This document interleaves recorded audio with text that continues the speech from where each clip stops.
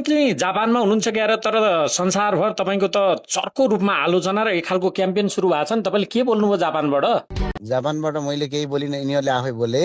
हजुर अब ओसाका भन्ने सहरमा म गएकै छैन, ज्ञानेन्द्र साईलाई कुटपिट भयो भनेर भेटिहाल्न लगाए। हेर्नुहोस् है, हजुर अब बिचरा घरबाट फोन गरेर सबैबाट फोन गरेर मलाई के भन्न थाल्यो भने आक्रमण भएछ हजुर, के गरौँ भनेर घर परिवार आत्तिए। हेर्नुहोस् है, हजुर अब त्यो भिडियो बनाउने सबै हेर्दै जाँदाखेरि सबै घन्टीका साथीहरू। हजुर अनि अब त्यस पछाडि अर्को एउटा कुरा के गरे, बिचरा एकजना त्यो के बहिनी भन्ने हो, नाम पनि थाहा छैन मलाई त है, दुबईमा एउटा फोटो खिचेका थियौँ। हजुर अहिले हामीलाई एचबी ताम्राकारजीले भन्दै हुनुहुन्थ्यो के बहिनी भनेर, हजुर के परिवार भन्ने बहिनी। बिचरा दुबईमा कहिले फोटो खिचाइरहेको छु, मैले पनि हिजो थाहा पाएँ त्यो दुबईमा फोटो खिचायो भनेर, बुझ्नुभयो। हजुर कार्यक्रममा यहाँभन्दा 4 वर्ष अगाडि। हजुर अनि त्यो चाहिँ मेरो श्रीमती हो भन्दै तपाईँको देशभरि तपाईँको विश्वभरि कन्टेन्ट बनाउँदै हाल्यो, सब घन्टीका सहकार्यकर्ताहरूभित्र है। हजुर अनि अब यस्तो यिनीहरूले अफवाह फैलाएपछि हिजो राति मैले लाइभमा आएर मलाई आक्रमण भएको छैन हजुर हजुर भने खरानी ग्याङ हो, गजडी ग्याङ हो है, हजुर सहकारी ठगहरूका समूह हो भनेर मैले भने हो। टिओबी ग्याङ पनि भन्नुभएछ होइन? टिओबी ग्याङहरू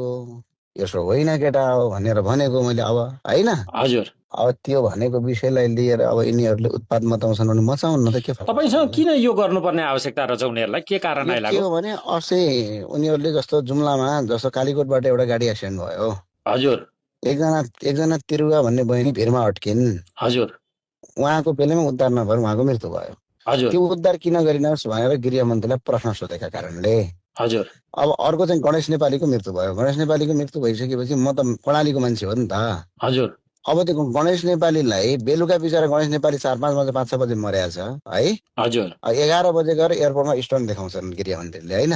हजुर अनि बिहानपट्टि काङ्ग्रेसका सांसदहरू त्यहाँ गएर भण्डाफोर नगरे भए त त्यो मान्छे त 2 दिनसम्म जिउँदैछ भन्नेवाला थिए नि त यिनीहरू, होइन र? हजुर हजुर अब यस्तो किन गरेको? अनि अर्को कुरा चाहिँ अब त्यो बिचरा भाइलाई राज्यले तपाईँको अब बिरामी भइसकेका मान्छेलाई तपाईँको झ्यानीगुटी झैँ पारेर ल्याउने हो, त्यो प्रहरीले कसरी ल्याएको छ हेर्नु भएको छ हजुर भिडियोमा? हजुर त्यसरी ल्याएका कारणले गर्दा त्यो मान्छे मरेको छ। आज झलनाथ खनालजीकी श्रीमती झन्डै झन्डै उहाँ तपाईँको 75% उहाँ 70-80% जलेको मान्छे उहाँ जीवित हुनुहुन्छ होइन, हजुर हजुर तर 65% जलेको मान्छे मर्यो नि त भाइ होइन। हो। अब फेरि त्यो भाइले पार्किङ पनि गरेको होइन, त्यो वेटिङ पार्किङ गरे। वेटिङ पार्किङ भने पनि थाहा छैन यिनीहरूलाई। अनि त्यस पछाडि त मिडियाकै हाउस अगाडि आएर गाडी आतंक पनि भयो होइन?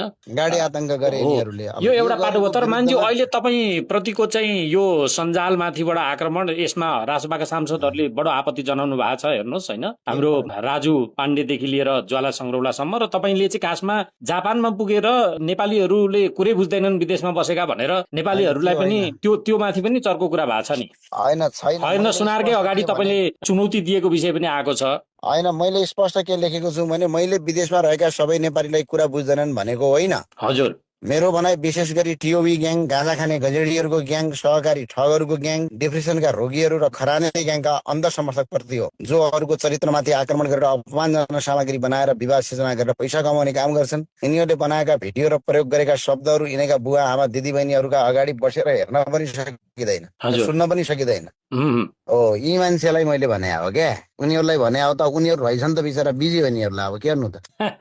तर तपाईँले जो प्रति टिप्पणी गर्नु भएको छ, सहकारीदेखि गाजासम्म वा टिओबीसम्म, यो चाहिँ फेरि खास गरी अहिलेको सत्तारूढ पार्टीको नेतृत्व र सरकारप्रति लक्षित भयो नि होइन? गरे तिनीहरूले हो त। अनि मान्ज्यू व्यक्तिगत तहमा यो व्यक्तिगत तहमा उत्रेको जस्तो भएन मान्ज्यू? होइन, व्यक्तिगत तहमा उत्रिनु पर्ने त पहिला आफ्ना कार्यकर्तालाई कन्ट्रोल गर न त। जे मन लाग्यो त्यही गरेको छ, मान्छेलाई भल्ला फैलाएको छ। यो तपाईँको चुनौती, पहिले कार्यकर्तालाई अनुशासनमा राख, तपाईँको सुझाव अनुशासनमा राख, मजाले राख, सिकाऊ है। तर तपाईँमाथि पनि फेरि साइबर मुद्दा लाग्ला र फेरि पक्राउ गर्ला नि? साइबर मुद्दा म माथि के लाग्छ? मैले कसैलाई व्यक्तिगतमा तैँले तिमीले गलत गर्यो भने छ र? मैले के भने त यहाँलाई भन्नुहोस् त, के भने छ मैले लान्छनित रूपमा मैले के भनेको छ? केही भने छ यहाँ लान्छनित रूपमा मैले के भने छ यिनीहरूलाई?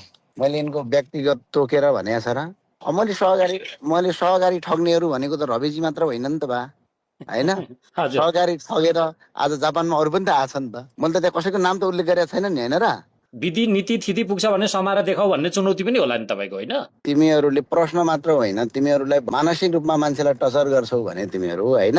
हजुर। फेरि मैले स्पष्ट के भनेको छु भने तिम्रो मन्त्रीलाई, तिम्रो प्रधानमन्त्रीलाई मैले संसदमा बोलेको जवाब देऊ भने हो, त्यो पनि बोल्न नपाइने हो र? अन्तिममा तपाईँको केही सन्देश छ? के हो भने साथीहरूलाई स्पष्ट के कुरा भन्न चाहन्छु भने जति कराउनु छ कराओ, जति लड्नु छ लड है। तिमीहरूलाई जनताले बहुमत दिएको खुरुखुरु काम गर प्रतिपक्षको प्रश्न सोद्धाखेरि उनीहरूका व्यक्तिगत चरित्रमाथि हमला गर्ने कामले तिमीहरूलाई जीवनमा भोलि कहीँ पनि पुग्दैनौ। हस्, तपाईँलाई धेरै धेरै धन्यवाद। नमस्कार।